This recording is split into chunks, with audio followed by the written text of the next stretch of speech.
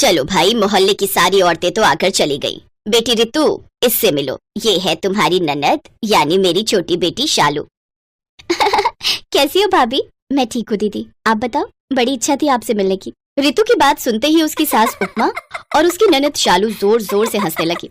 उन दोनों को इस तरह से हंसता देख बेचारी रितु को कुछ समझ नहीं आया, तो उसने झिझकते हुए पूछा, क्या हुआ? मैंने कुछ गलत कहा दीदी? अरे नहीं भाभी, वो तो बस ऐसे ही। वो आपने कहा ना कि बड़ी इच्छा थी आपकी मुझसे मिलने की, तो बस इसलिए। दीदी माफ करना, पर मैं अभी भी कुछ नहीं समझी। अरे बहू रानी, तुम चिंता मत करो, अपनी ननद से मिलने की तुम्हारी इच्छा तो हर रोज पूरी हुआ करेगी। अच्छा माँ जी, पर वो कैसे? वो ऐसे कि शालू का ससुराल बस 3 घर छोड़कर ही है। 3 साल हुए इसकी शादी को, तब से इसका एक पैर मायके में रहता है और एक पैर ससुराल में। अब समझी क्यों हंस रही थी हम दोनों? ओह, अब समझ में आ गया। ये तो बढ़िया है। सच में दीदी बड़ी लकी हो आप, जब मन चाहे तब मायके घुमाओ। नहीं नहीं, ऐसी बात नहीं है। ये तो कई बार बिना मन के भी आ जाती है, और वो भी अकेले, नहीं तो पूरी बारात लेकर आती है। इतना कहकर उपमा और उसकी बेटी शालू फिर से हंसने लगी। हालांकि रितु को अब भी ज्यादा कुछ समझ में नहीं आया था, लेकिन शादी के बस 1 महीने बाद उसे पूरी कहानी समझ आ गई। अरे दीदी आओ ना। अरे वाह, आज तो नंदोई जी भी आए हैं। अंदर आइए ना। नमस्ते। नमस्ते जी, नमस्ते। अरे भाभी, आप तो बड़ी ही कमजोर सी हो। क्या बात है सासू माँ, कुछ खाने को नहीं दे रही क्या? ऐसी बात नहीं है, वो तो बहुत अच्छी है, मेरा बहुत ख्याल रखती है। हाँ हाँ, समझ गया समझ गया। कभी जब हमारे घर आना तो दिल खोलकर बुराई कर लेना, हम किसी को नहीं बताएंगे। बस भी करो, वो भाभी ये ना बड़े मजाकिया है। और ये क्या, मेरे चारों जेठ भी ऐसे ही हैं, एकदम मस्त मौला। आप जब हमारे घर आओगी ना तो देखना, हंस हंस के पेट दर्द हो जाएगा आपका। जरूर आऊंगी। वैसे बिल्कुल सही टाइम पर आए आप, मैं बस खाना ही लगाने जा रही थी। अरे वाह, वैसे खाने में क्या बनाया आपने?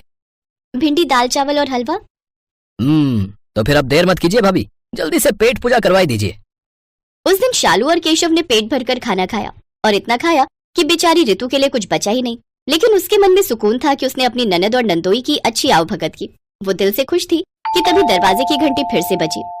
अरे दीदी, क्या हुआ, कुछ भूल गई क्या? नहीं नहीं, मैं कुछ नहीं भूली। इनसे मिलो, ये है मेरे सबसे बड़े जेठ ईश्वर जी। पता है हम लोग यहाँ से निकले ही थे कि भाई साहब बाहर ही मिल गए। फिर मैंने जब इन्हें बताया कि मैं आपके हाथ का हलवा खाकर आ रही हूँ, तो हलवे की तारीफ सुनकर ये भी चले आए। अब थोड़ा हलवा बचा है क्या भाभी? नहीं बचा तो नहीं है, लेकिन कोई बात नहीं दीदी, हलवा दोबारा बन जाएगा। आप लोग अंदर तो आइए।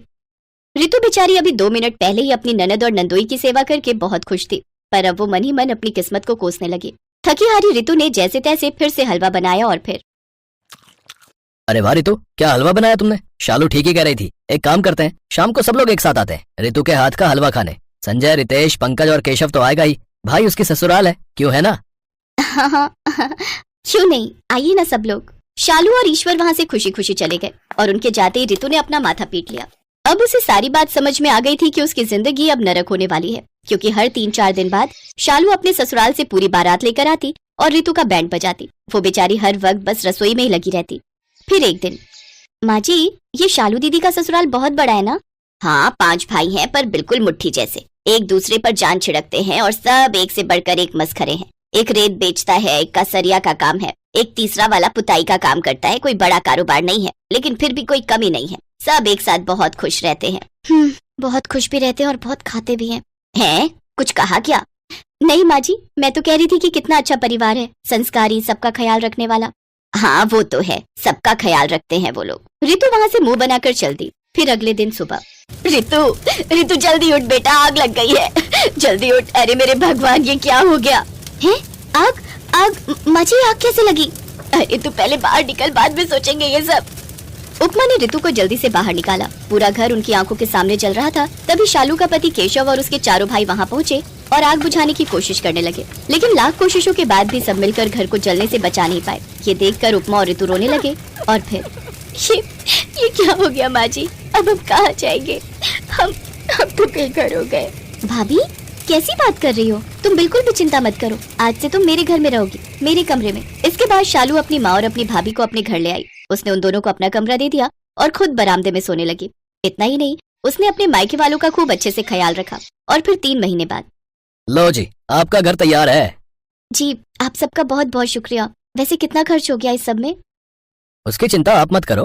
अरे मेरा ईंट का काम है तो मैंने ईंट दे दी। ये संजय है, इसका सरिये का काम है। ये रितेश रेत बेचता है और पंकज पुताई करता है। और ये आपका नंदोई केशव, सबसे ज्यादा मदद तो इसी ने की है। आपके लिए सारा फर्नीचर इसी ने बनाया है।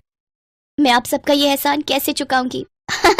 बहुत आसानी से भाभी, फिर से मेरी पूरी बारात को अच्छा सा हलवा खिलाकर।